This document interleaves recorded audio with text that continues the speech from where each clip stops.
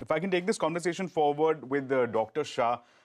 Dr. Shah, as far as Maharashtra is concerned, they've started testing samples from various cough syrups available in the market, openly available for commercial deployment. The question I want to ask you is there seems to be a legitimate concern that this is not an isolated incident.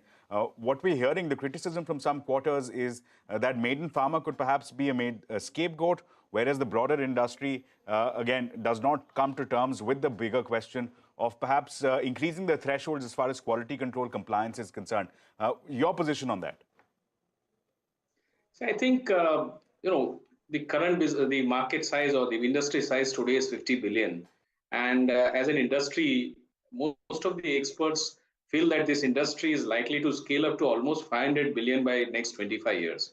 And if India has to go from number 3 volume in the world to number 1 volume in the world in the next 25 years, it is very, very certain that we will have to definitely look into, escalating our quality systems, escalating our innovation, escalating the level of the status of industry into value-added products. And quality is given, it is necessary to be built.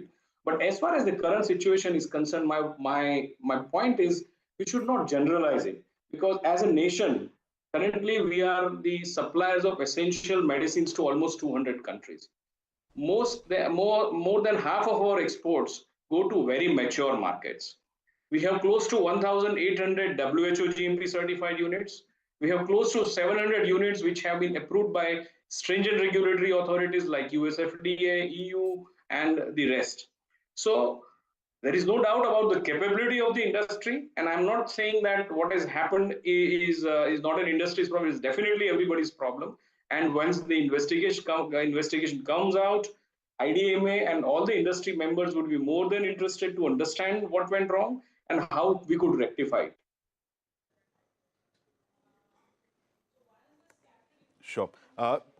Jayaseelan, if I may take up another issue with you. One of the concerns that has been red flagged by, in fact, the authors of the book Truth Pill, Mr. Prashant Reddy, is that there seems to be a regulatory overlap. We have the DCGI, we have the CDSCO at the center, and then there are state regulators which also serve as licensing authorities.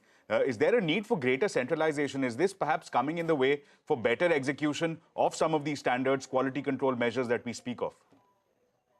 Actually, currently speaking, in domestic market, there is a very clear regulatory pattern is right now there. Central drug regulators are framing the policy and state regulators are sticking to that and they are giving license. And coming to the exports, there is a separate license needed for exports based on each, because the importing country will have certain regulations. We need to obey to that. In this particular incident also, the imported country will have various regulations some countries will have testing procedure also before the product is being exported from India. So what I'm trying to tell is Indian pharmacopoeia or Indian regulation is okay. I think Mr. Jayaseelan's internet connection is a little it's a bit slow there. But Dr. Shah, I just wanted to come to you. We do understand the prowess that the Indian pharma industry enjoys when it comes to exports. One, do you think that this reputation is now probably a bit dented and at stake at this point with this incident? And two, the problem is, from an industry body standpoint, have you made the case that you would like to have more stringent regulations when it comes to India in order to avoid such cases, to prevent any such incident from happening so that it doesn't impact your overall business as a whole when it comes to even exports? Madam, there are two parts of your question. Number one is whether it has any dent on India or not. I think in this modern world where the news will fly through your WhatsApp and through your phones, I think it is definitely a very important dent, very serious dent to the nation's name and capabilities. And we all should stand up to, to make sure that we get ourselves cleared out from this. But I am sure that, again, as I repeat, that we'll have to wait till the investigation gets over, because we don't know as yet what has really happened and what is the cause of death. The second part of it is how do we go forward from here? And as I said, we are global number 3 in terms of the volumes that we handle right now. And if we have to go to number 2 or number 1, the dream that we all aspire by 2047, definitely we will have to, continuously work on quality and affordability of the drugs. As IDMA, we have been working with all the stakeholders, including the scientists, the regulators, the supply chain and the distribution people, the various international agencies and regulators, the healthcare providers, and we have been doing this for the last 60 years to Sure. ensure that the drugs that are manufactured in India and especially by our members are of good quality and they are acceptable. We have, as a nation, transferred from a Sure. country that was totally dependent on imports to the global pharmacy. A lot of good things have been done, but very rightly, as you said, we have to understand what went wrong in this, and we will Right. definitely work with the government to rectify it. Okay, Dr. Shah, Dr. Lamba, I just want to end this conversation by asking you that in particular, do you think that there needs to be more checks and balances when it comes to APIs and solvents? Because there is a case of high input prices that the entire industry is dealing with as well. So hence, there could be a compromise in quality going forward. I just want to cite an example of propylene glycol prices, which are currently at around 150 rupees. They are off the peak of 600 rupees, but this compares to around 60 odd rupees earlier. So do you think that there is a case of coming down harder when it comes to regulations and checks and balances on API companies?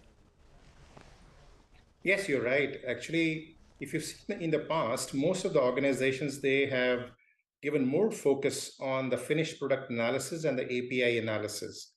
Worldwide, there have been regulations, including India, that all the raw materials must be analyzed as per the existing standards of the pharmacopoeia or other international standards if it's not available in that country, to make sure that the input materials are of standard quality.